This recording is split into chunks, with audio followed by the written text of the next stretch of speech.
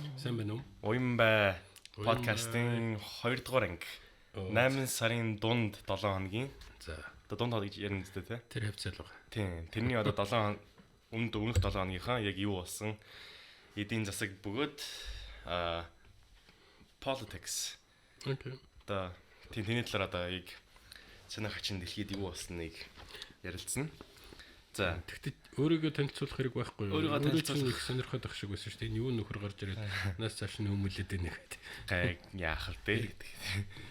Дараа нь бол хэлээ. За би яг зүгээр товчхон хэлэх гэсэн санаа бол юм бэ гэхээр бол энэ бол одоо намайг нөгөө энэ подкастыг хөтлөж байгаа хүний санаачлах төсөл нь намайг энэ төсөлтөд татан оролцуулаад өөрсөн би тэгээд энэ залуучуудын улс төр эдийн засгийн мэдлэг ерөнхий одоо эрудиц гэж ярьдаг тэрийг одоо өргөжүүлэхэд тулд оролцож байгаа гэдгийг хэлье. За улс төрд сөрхий юмнууд нэлээд болсон. Гэхдээ тэн дотроос онцлох юм бол одоо хамгийн түрүүнд энэ Америк нэгдсэн улсын нөгөө ерөнхийлөгчийн сонгуульд өрсөлдөж байгаа Joe Biden өөрийнхөө дэд ерөнхийлөгчөөр Kamala Harris гэж нэг сенатор, Калифорни мужаас сонгосон нэг сенатор хүүхнийг одоо санал болгож байна. Тэгээ энэ дэр онцлог нь бол юм бэ? Нэгдүгээр Калифорни гэдэг бол айгүй том муж. Америкийн эдийн засгийн ердөө баг хамгийн том нөх. Дэлхийд бол дэлхийн эдийн засгийн 7 том гэж ярьдаг баха. Тэгэхээр дангараа шүү дээ. Мужин дангараа. Тэгэхээр энэ бол асар том муж. Дээрээс нь энэ эмэгтэй бол өөрөө Америк Ямайкийн одоо гаралтай одоо нэг эдийн засгч хүн аны хүүхэд. За ээж нь болох тэр энтхэг Америкийн одоо холд дундаас гарсан бас нэг тийм эмэгтэй хүний хүүхэд юм байгаа. Ээж нь бол нөгөө юу судалдаг. Хор тавтар судалдаг нэг тийм энэ итгэг авгаа. Тэгээд тэр утгаараа энэ нөгөө нэгдүгээрт одоо бор арьстай, хар арьстай гэж хэлж болно. Хоёрдугаарт нь Аз Америкийн чиглэлийн тэгээд одоо бас нэг тийм төдийлөгч гэдгээрээ бол айгүй олон хүний саналыг татна гэж үзэж байгаа. Тэгээд энэ бол одоо ер нь их сүрхий сонголт болж байна гэж хүмүүс үзээд байх шиг байна. Бүгд найрамдах нам ч гэсэн энэс бас жоохон одоо имиж байгаа тал бай. Зүгээр хэд хэдэн хүн өрсөлдөж байсан тэн дотроос бол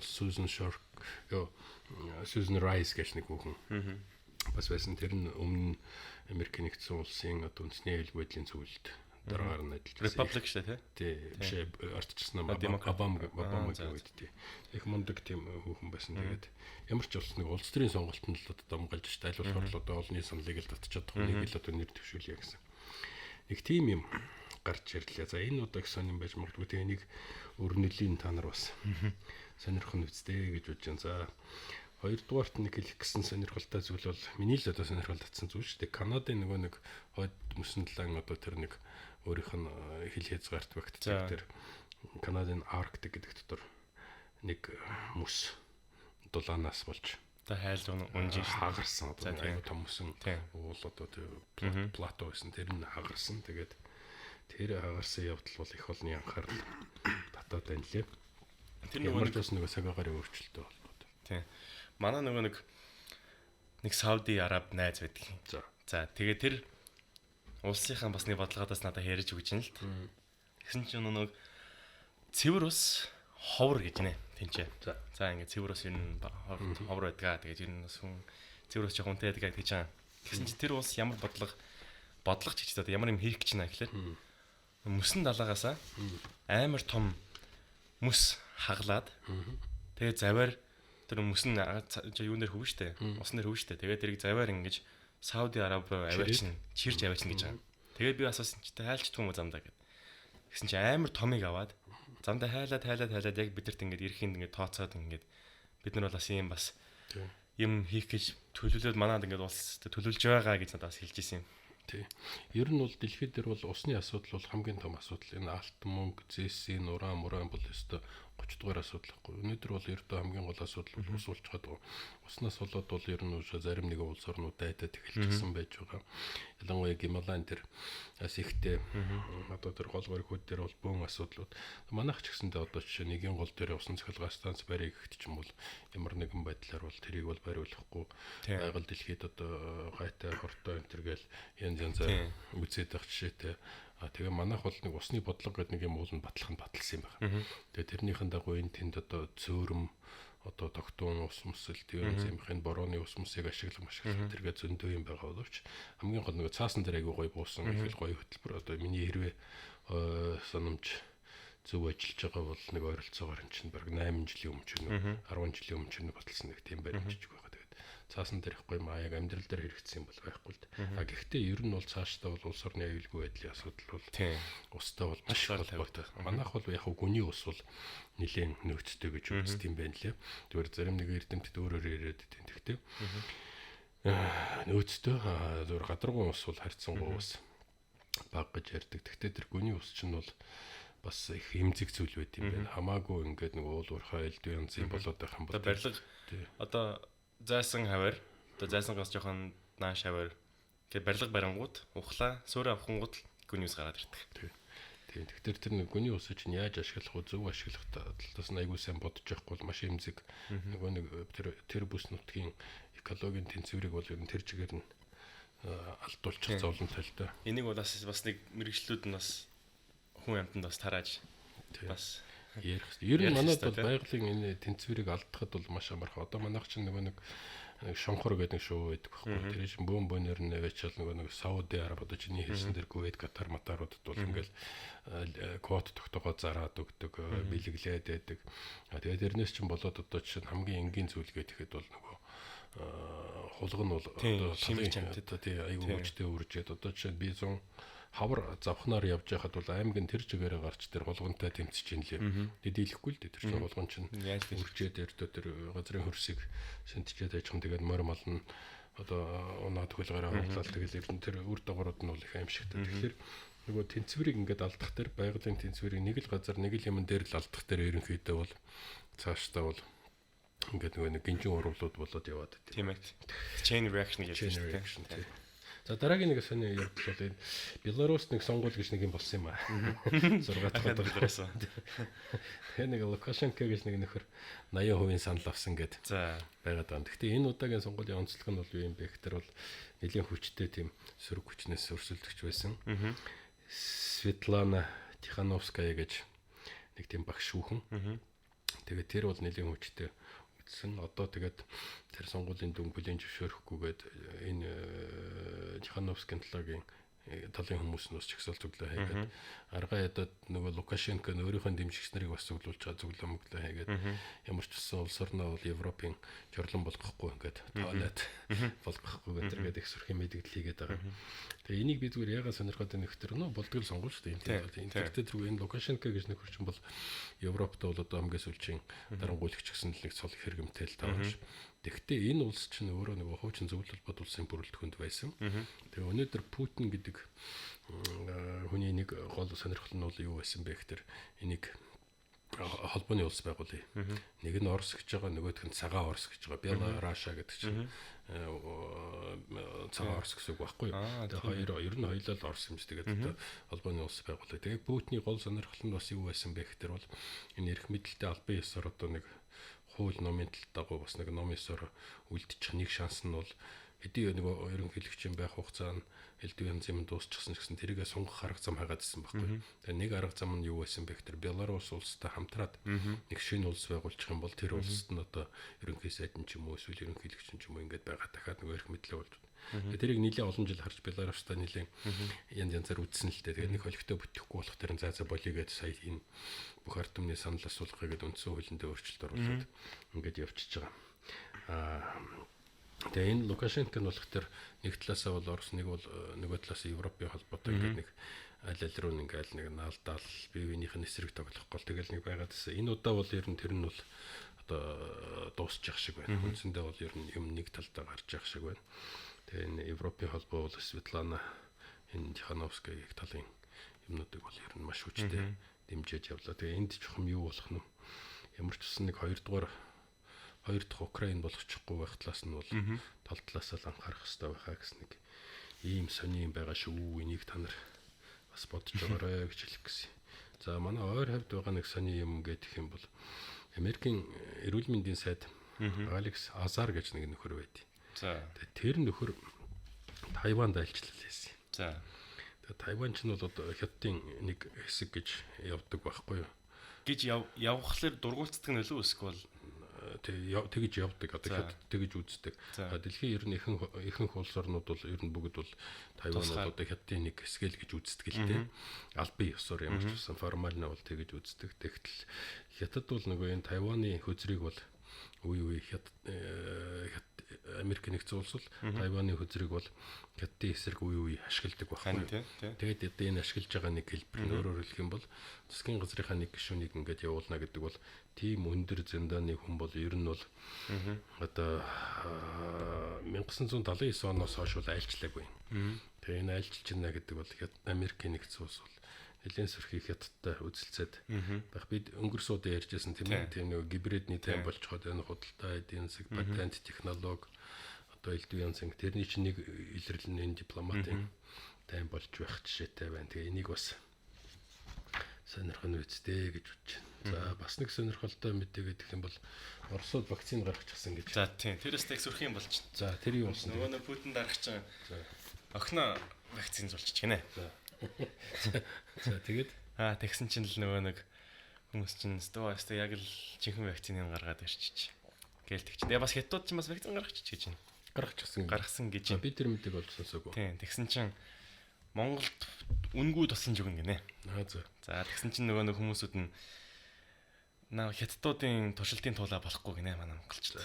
За нэг тийм юм болж байна. Тийм. Бараг хятадуудын туршилтын туулаа олж яхаар муу Орос ах нарын туршилтын туулаа молида гэсэн юм гэдэг юм бас явж.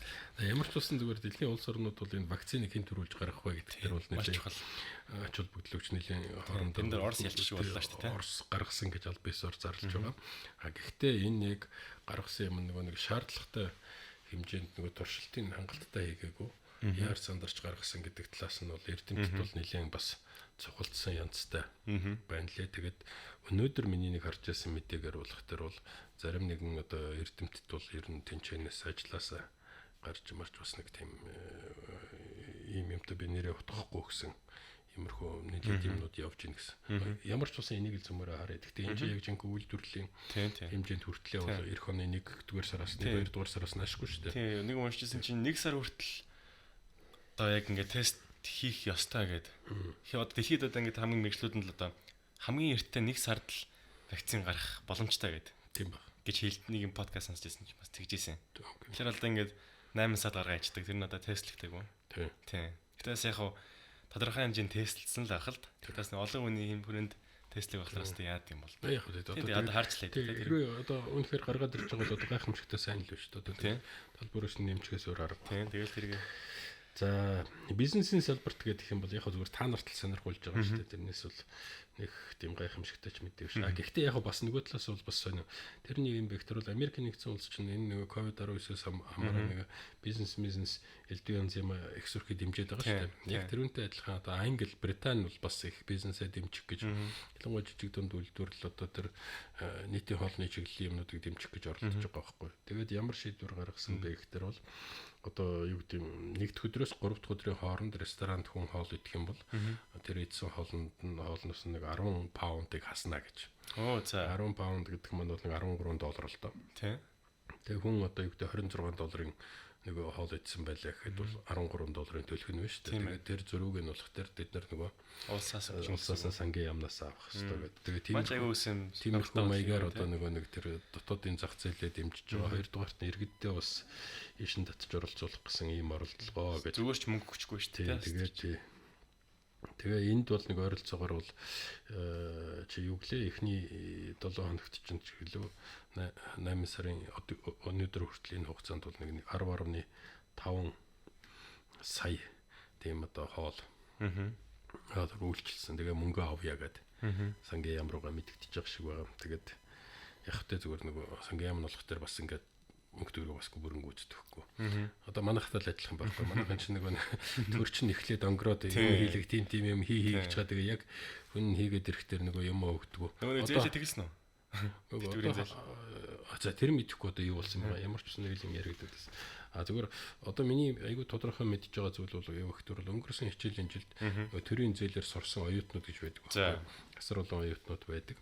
Тэгээд тэд нар чинь төрөөс зээл аваа сурж байгаа. Тэгээд тэр мөнгөнийхэн тооцоо нь болохоор сургууль сангийн яам хоёрын хооронд шууд явагддаг байхгүй.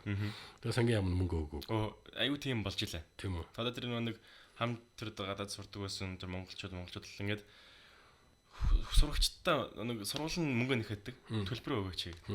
Тэгээд тэрийг уулс хийх хэрэгтэй. Уулс төлбөр өгөхгүй. Айгүй тэгээд нөгөө хүүхдүүд чинь өөрсдөө мөнгнөөс гаргаад чинь 8 сард төлбөр өгч байгаа шүү дээ 9 сард.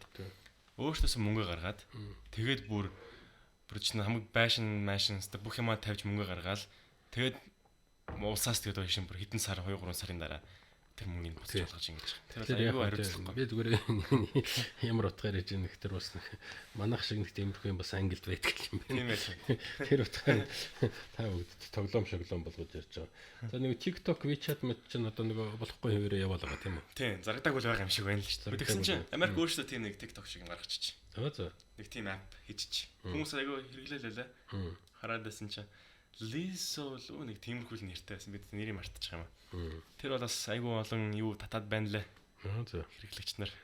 За бас миний нэг анхаарал татсан мэдээ бол юу юм бэ гэхээр бол нөгөө Airbnb бий шүү дээ. Airbnb юу? Тий, Airbnb. Нөгөө надад байшин хүн одоо ингээд нэг өрөөгөө түрээслээл тэнэрч болно. Хотел орж явахаас л хямдхан гэж тийм за тийм. Тэгэхээр одоо дэлхийд даяар шиг мундаг том зочдлууд байдаг шүү дээ. Одоо манайд байж байгаа Shangri-La, Marriott, тэр Hilton, Milton юу юучлээ ингээд төмөн гой зочдлууд байдаг. Тэгэхээр энэ Airbnb компани болох тэр юу өөрөө ямар ч зочдлууд байхгүй мөртлөө дэлхийн хамгийн том зочдлуудын одоо тэр бололцоог сүлжээг одоо ашиглаж байгаа. Тэгээ эднийх яах гэж байгаа вэ гэхээр бол IPO хийн гэдэг. За Баримтчгээ бэлдэж чинь. Өөрөөр хэлэх юм бол хувьцаат компани болгож хөрөнгөний зах зээл дээр хувьцаа гаргаж одоо үйл ажиллагаагаа явуулна. Ерөнхийдөө бол энэ сүүлийн үед бол энэ чиглэлийн эргэлт бол нэлийн нэмэгдээд байна гэж үтсэн байна лээ. Тэгээ энэ бас сонир юм. Ер нь технологийн компаниудын хувьцаа бол эхлээд нэг навсунжсна эргээд сөрхий өсөж байгаа шүү. Тэр нөгөө нэг Tesla байгаа шүү дээ. Тэр чи одоо нийтэд хувьцаа гарна гэдээ бас ярьж ийлээ шүү дээ. Тийм. Тэр чинь нэг split хийгээд байх шиг байсан. Нэг тийм юм байсан. SoftBank гэдэг нэг Японы аягүй мундаг компани гэдэг шүү дээ. Ялангуяа нөгөө venture capital дүүн юмнуудыг сөрхий санхүүжүүлдэг гарааны юм дээр нэг аягүй дэмждэг. Тэр бол өнгөрсөн улирлт бол нэг 12 миллиард долларын ашигтай ажилласан байна. Эхний улирал бол навс унжчихсан гэсэн. Тэгсэн чинь дахиад эргээд босоод ирсэн байна. Тэгэхээр нэг тиймэрхүү юмнууд бол ерөнхийдөө бол ингээд нэг тийм савлгаа юмнууд бол яваад байгаа шиг байна гэж.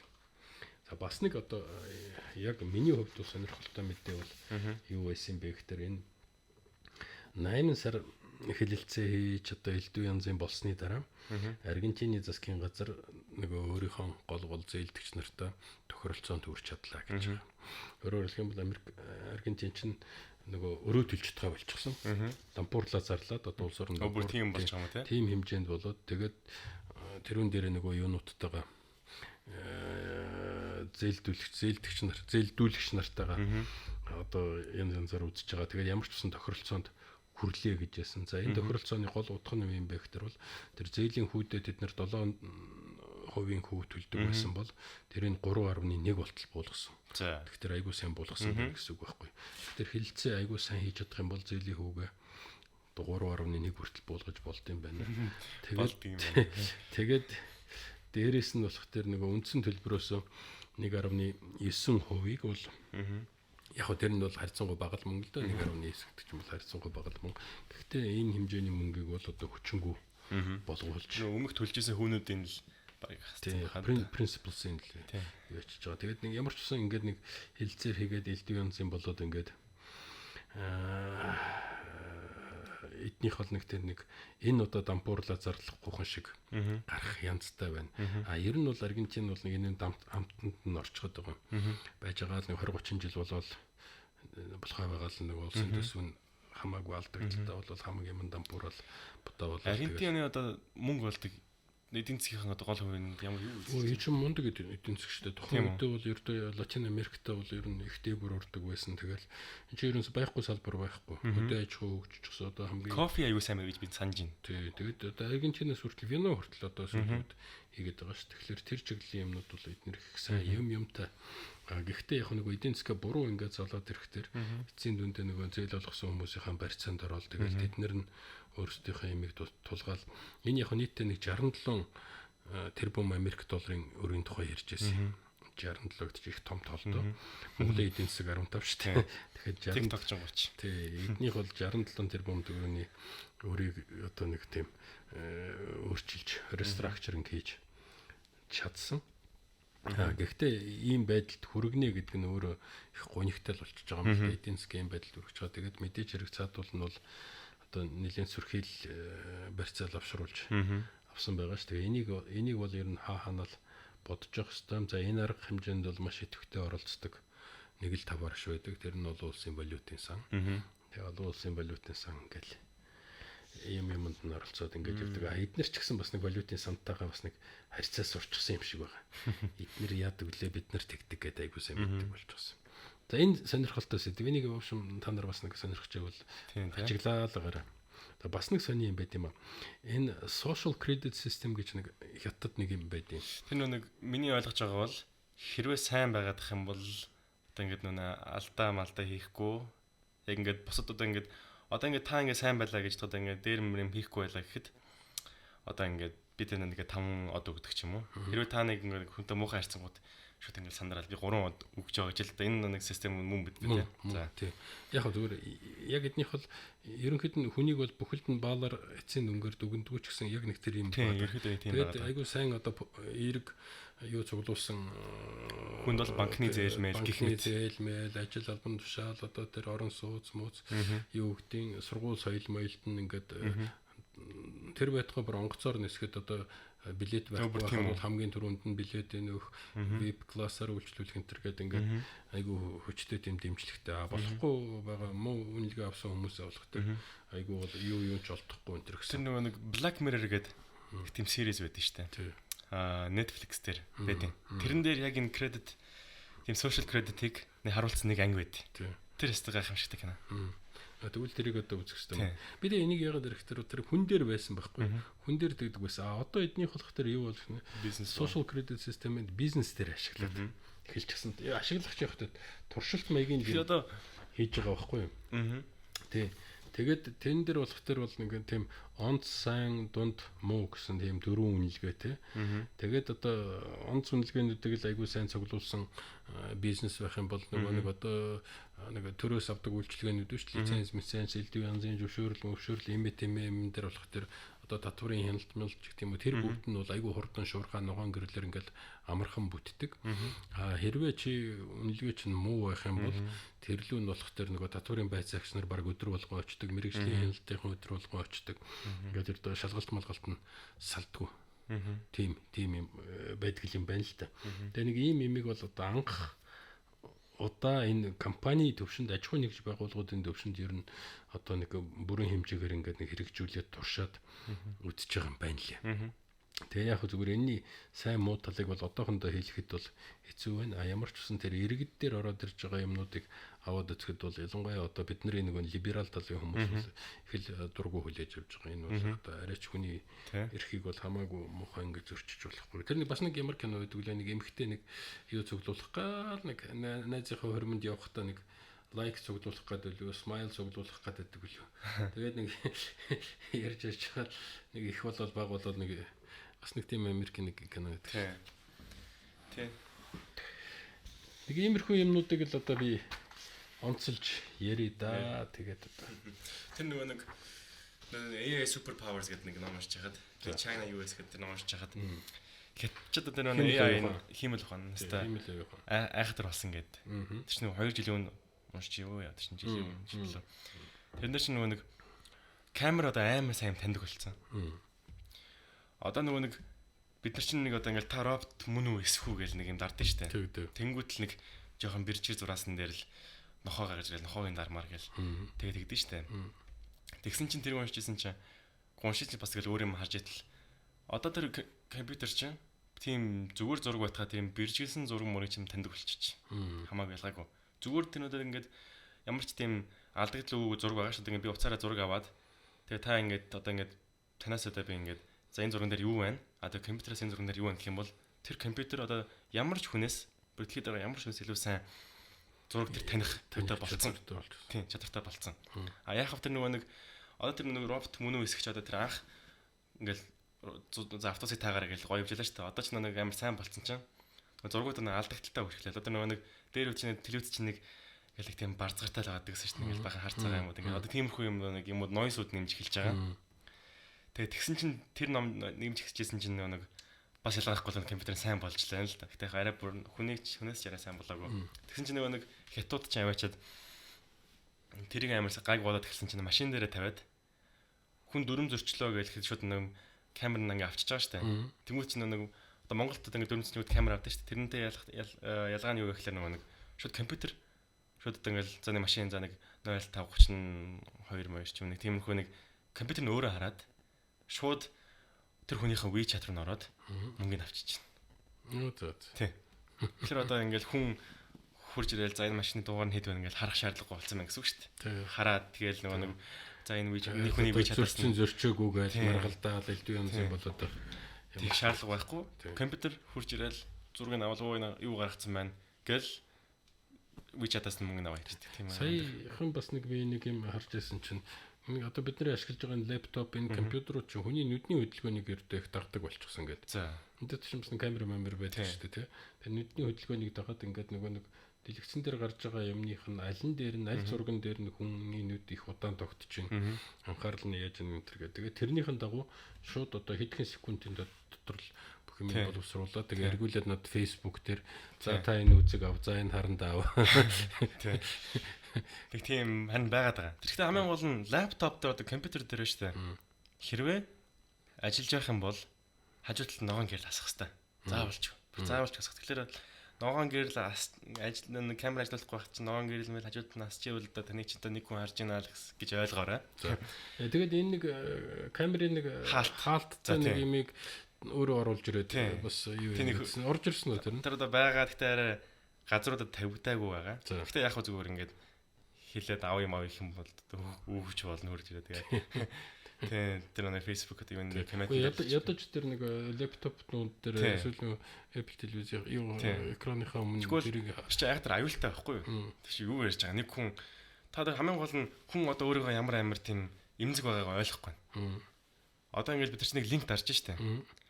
Тэр линкийг дарахад л компьютерт чинь баах юм ороод ирэх боломжтой байхгүй. Тэр нэг амар компьютерчтэй линк руу вебсайт руу оронгууд л энэ чинь жоохон баталгаагүй вебсайт биш. Бид манай Google энэ вебсайт чинь турш үзээгүй шүү ч юм уу нэг тиймэрхүү юм мессеж ирдэг байхгүй. Тэгэл тэр чинь бид чинь нэг юм татах гал цаашаа зүгээр яа гэм яах гэж хүүгээл оронгууд л тэр чинь баах юм татчихдаг байхгүй. Шууд ингээл нэг юм дээр аксес дарсан чинь компьютер дээр чи ирэх аваад шууд өөрөө чи харж идэг.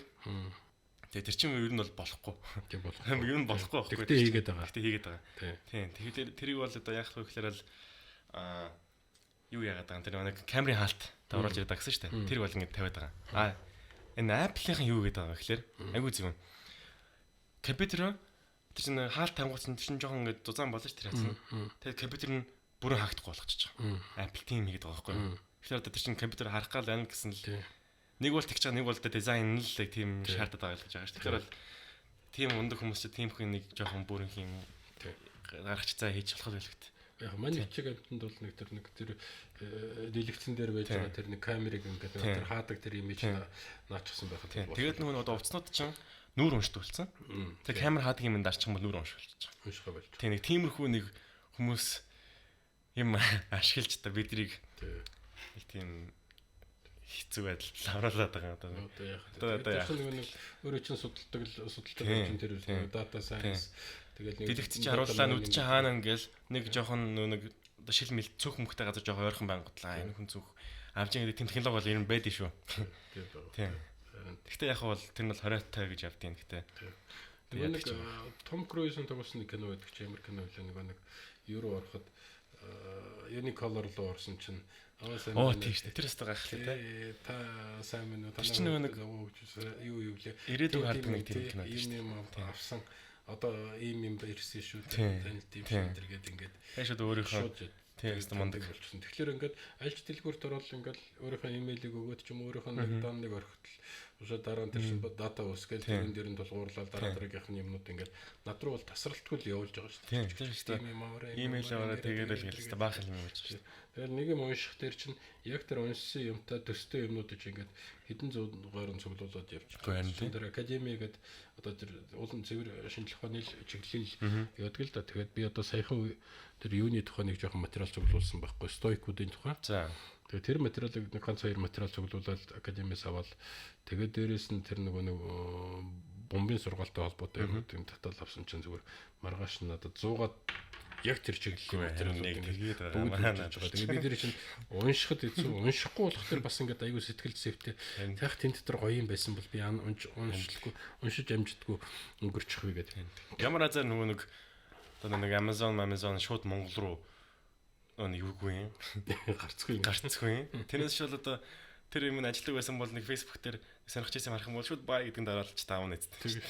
Хэрэгтэй юм байна. За 30 минут болсон байна. Бид нар бол подкаст нэлээд хөнгөн тэгээд бас тийм богинохон байлгахыг хичээж байгаа. Өглөө тэгээд ажилдаа явахдаа сонсноо ямар нэгэн байдлаар л цагийг үр бүтээлтэй л байлгахад төгжрөлд явж яхад чинь л одоо нэг бас нэг хэдийн юм одоо нэг хоёр юм хүн л одоо ярьж идаа гэсэн нэг тиймэрхүү юутай байгаа. За тэгээд өнөөдрийн ангиугаар дуслаа. Баярлаа. Баяртай. За баяртай.